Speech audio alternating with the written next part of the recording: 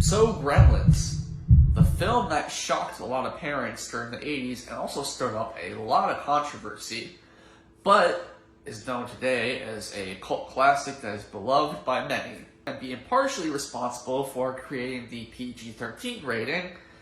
Gremlins, like any big mainstream film, comes with a whole lineup of ripoffs. Released in 1985, Ghoulies is one of many Gremlins-inspired flicks, involving little monsters causing mischief. Some other examples include Critters, which is actually pretty good, as well as Munchies, which is pretty bad. Ghoulies has a rather interesting backstory and production. The film was actually in production before Gremlins was released. Warner Brothers even tried suing, although this never really amounted to much, being that the film still got released. The crew did have some major issues that unfortunately inhibited the production. First, they had to temporarily stop the production process when they ran out of funds. During this time, Gremlins got released, which really put a damper in this movie's production as well as its reception. Eventually, production resumed for the film. However, the release date got postponed up until the following year. Ghoulies is produced by cult filmmaker Charles Band, who is best known for his work on the Puppet Master films. Well, I mean, at least the filmmakers didn't make us wait 40 minutes before actually getting to see the monsters. So, I guess at least that's a plus. Did I accidentally put in Get Even by mistake? Nah, actually this is how the film opens up. In a church full of devil worshippers about to perform a satanic ritual. Oh, and also sacrifice a baby. Don't worry. This nice woman decides to intervene and put a stop to this madness. Unfortunately, this really pisses off Malcolm, our friendly satanic cult leader. See, it's okay. This baby comes with a shock collar. Malcolm uses the force on the poor lady, but this friendly devil worshipper is kind enough to take the baby off her hands. Then Malcolm uses a spell on this lady which makes an alien chestburster come out of her. Okay, I do have to admit now, that shot of the rat ghoulie covering its face during the sacrifice is actually pretty funny.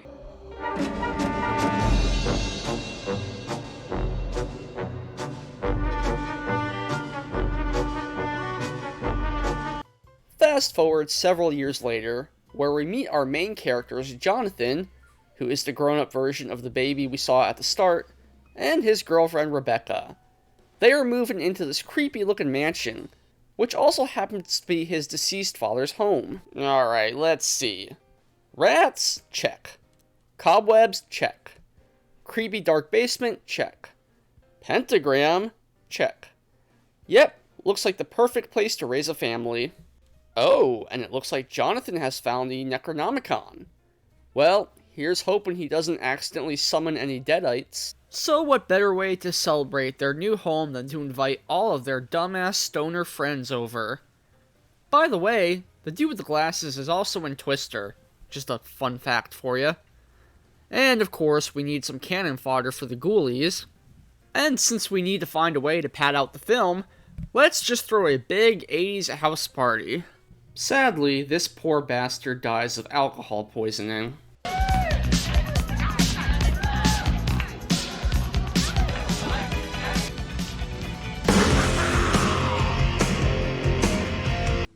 Nah, I'm just playing. Well, besides dance badly, what other sort of activities can we do? Well, I guess summoning demons will have to do.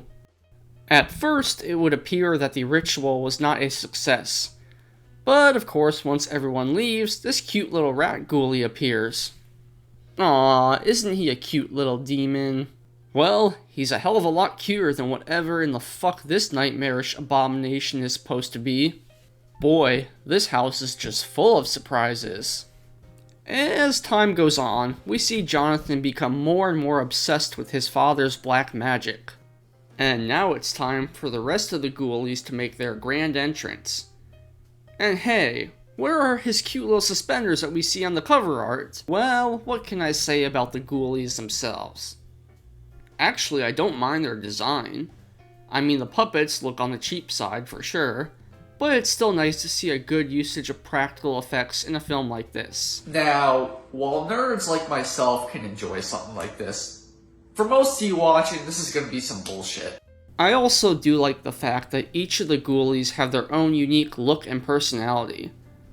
So we have the rat ghoulie that we saw earlier. There's also a cat ghoulie who constantly looks lost and confused. A few toilet ghoulies whose design was definitely inspired by the creature from the Black Lagoon.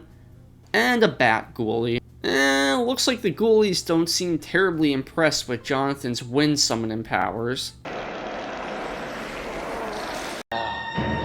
Indeed, you are a powerful instrument. Jonathan? Aw, shit. I should have put some porn on in the background just in case. I mean, it'd be a lot easier to explain than this. Well, let's see if our boy Jonathan can manage not to screw up his relationship any more than he already has. TV suplex down. TV suplex down. Now, I realize what a shock this may be, but this is where the movie starts to get weird. That's not to say the film hasn't been batshit insane and random as hell so far, but it gets taken to a whole new level after this point. And by the way, none of these powers are ever explained. It's almost like the writers were just throwing random ideas into a hat and one person suggested, hey, wouldn't it be cool if he can summon a couple of dwarfs who for some reason look like mini Vikings? So Jonathan orders his little friends to cast a seductive spell on Rebecca, so that she will now be under his total control. And hey, what do you know? It actually works. Aww, he's reading his evil little demonic baby a bedtime story. Isn't that adorable? I knew she wouldn't be able to resist these sexy green contacts I bought. But who needs contacts when you have some sick-ass shades? So apparently the film was at one time intended to be in 3D. Or at least this particular scene was. After another dinner scene ritual, we're magically teleported into the basement. And then we cut to... Hey, I thought this was a satanic cult meeting. Who invited the clan? So Jonathan, for reasons I cannot even begin to fathom, decides to resurrect his deceased father. Because what could go wrong with that? And then everybody screams. A lot.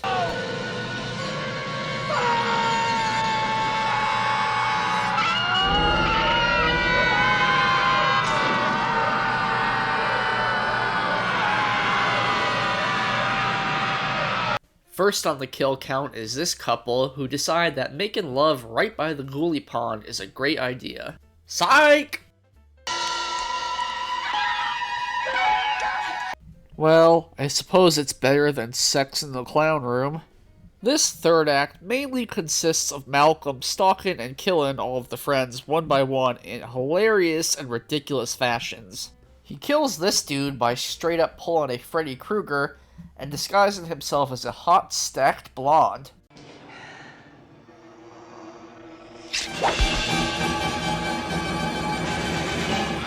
What's wrong, Joey? Feeling tongue-tied? Wait a minute, this was before Dream Warriors. So I have to wonder who copied who. Then it's the Twister guy's turn. First he gets knocked out by one of the dwarves, and then he's transported into some weird alternate dimension. Then we get what is without a doubt the creepiest and most bizarre death in this whole movie.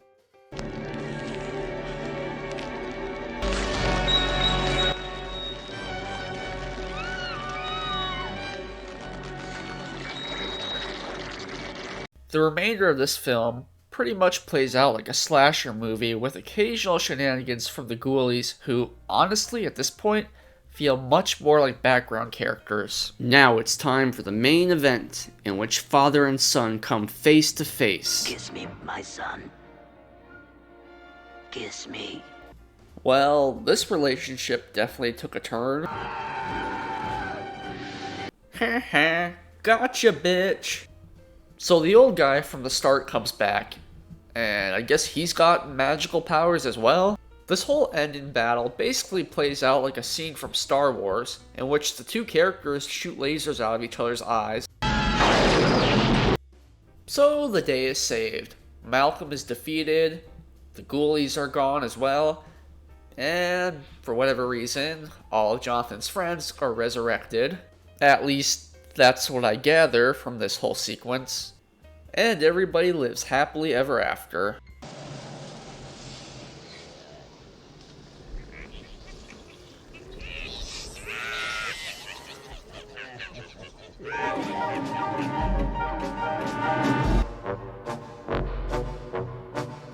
Alright, so that was Ghoulies. And, well, it was interesting, that's for sure. The Ghoulies don't really do much at all in this film, so that makes 2 movies in a row now that I've reviewed where the title monsters don't do jack shit. The last one was Frogs, in case you forgot. Now, I'll give the Ghoulies a little credit here. They are seen munching on some of the characters, and they do even land a kill or 2 in the film, which is way more than I could say for the frogs in Frogs. Unfortunately, there's just not enough ghoulie carnage in this film to make it entertaining. And honestly, the title and poster art for the film do come off as pretty misleading. That being said, the film is still batshit insane, and if you're a fan of bad movie cheese, well, this one's definitely got plenty of it. My biggest problem with this movie, aside from the Ghoulies not getting much screen time, or even doing a whole lot when they are on screen, would have to be the pacing. The film really does drag towards the middle, with characters just wandering aimlessly around the house, either drunk, stoned, horny, or possibly even all of the above.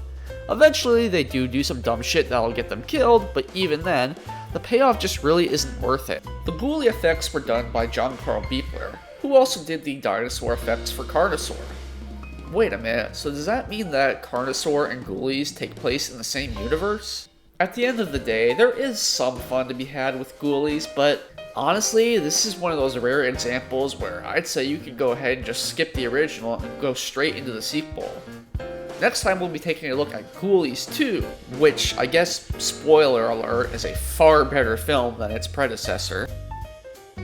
Well, that's a wrap on this one, folks. Please, if you enjoyed this video, don't forget to like, comment, subscribe so you don't miss out on any more fun here on the Movie Buffer.